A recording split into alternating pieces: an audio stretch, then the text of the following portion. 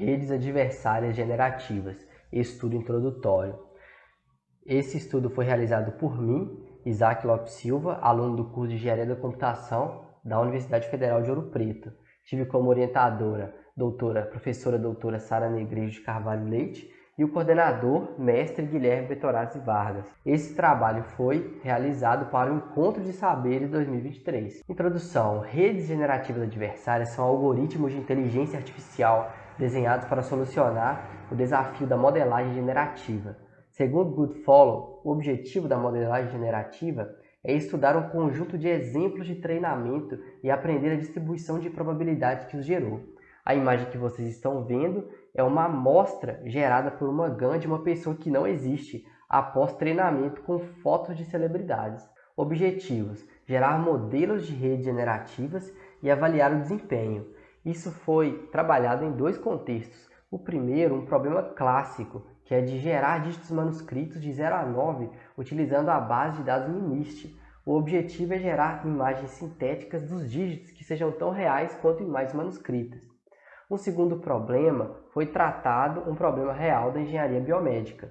Uma GAN foi modelada para ser capaz de gerar sinais cerebrais sintéticos que fossem suficientemente semelhantes a sinais cerebrais reais e pudessem aprimorar a etapa de configuração de interface cérebro-computador, reduzindo o tempo de aquisição de sinais cerebrais. Uma GAN funciona da seguinte forma: são duas redes neurais concatenadas, o gerador e o discriminador.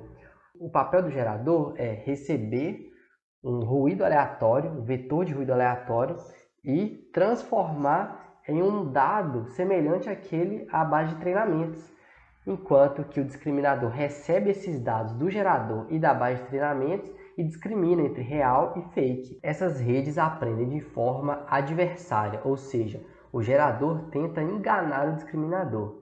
E quanto melhor for o discriminador, melhor o gerador terá que se tornar para conseguir enganar o discriminador. A metodologia utilizada para a base de dados MNIST consiste num conjunto de 70.000 imagens, sendo 60.000 para treino e 10.000 para teste. Vocês podem ver algumas informações também do discriminador e também informações da etapa de treinamento. O pré-processamento consistiu em uma normalização, sendo que a matriz de dados variava num range de 0 a 255 e passou a variar num range de 0 a 1. E também uma expansão de dimensão, que foi de 28 para 28, na nossa expansão foi para 28 por 28 por 1. Aqui vocês podem ver a arquitetura do gerador e do discriminador utilizado para a base de dados MNIST. Resultados. Aqui é apresentado 3 conjuntos de resultados, o primeiro com 10 épocas, o segundo com 50 e o terceiro com 100. Já com 10 épocas é possível observar dígitos muito parecidos àqueles da base de dados, dígitos muito bem construídos. Com 50 épocas também observamos dígitos muito bem construídos e com 100 é possível observar uma melhora nesses dígitos. Então, já com 10 épocas, o gerador está sendo capaz de gerar dígitos que são muito parecidos àqueles na base de treinamento. Com 100 épocas, isso foi aprimorado. Bom, para trabalhos futuros, sugere-se criar uma única GAN para cada dígito, treinar um classificador com os dados MNIST e validar com uma combinação de dígitos reais e sintéticos. Passando para o segundo problema. Uma BCI é um sistema de comunicação e controle que permite que pessoas com deficiência neuromotora possam interagir com dispositivos e controlar diversas aplicações, como cadeiras de rodas, automáticas, braços mecânicos, jogos, spiller, entre outros. No paradigma SSVEP, a estimulação visual gera um sinal específico no cérebro. Isso envolve a observação dos sinais do córtex visual.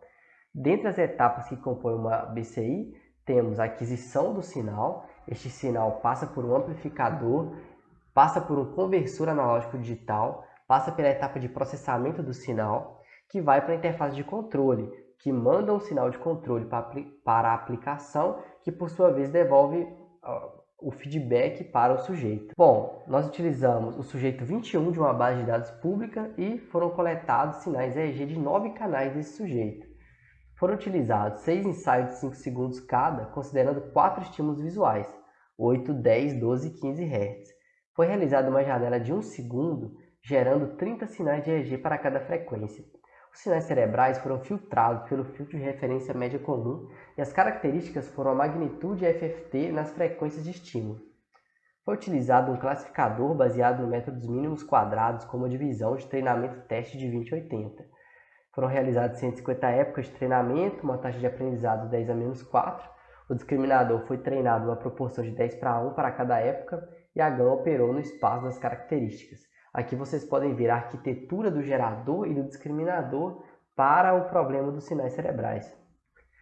Temos a tabela de resultados, a linha de base 82% quando foram treinados com 24 sinais reais para cada classe e 0 sinais gerados por GAN, 82%. É possível observar uma pequena melhora no desempenho à medida que fomos aumentando o número de amostras geradas pela GAN, número de sinais sintéticos. 2, 3, 5, teve uma melhora. Se você olhar, o melhor resultado foi quando adicionamos 2 sinais sintéticos para cada classe, subindo para 85% a nossa acurácia. Outro resultado interessante que a gente pode observar, quando nós treinamos 1000 sinais gerados por GAN, 1000 sinais sintéticos e nenhum sinal real, obtivemos uma acurácia de 60%, o que mostra que a GAN está de fato aprendendo com o conjunto de dados e não só chutando, pois caso ela estivesse chutando, o esperado era que a acurácia ficasse em torno de 25%, já que são 4 frequências que nós estamos trabalhando. Bom, mais investigações são necessárias para determinar o equilíbrio ideal entre amostras reais e sintéticas. Agradeço ao CNPq pelo suporte financeiro, agradeço ao FOP e à Prograde. Muito obrigado.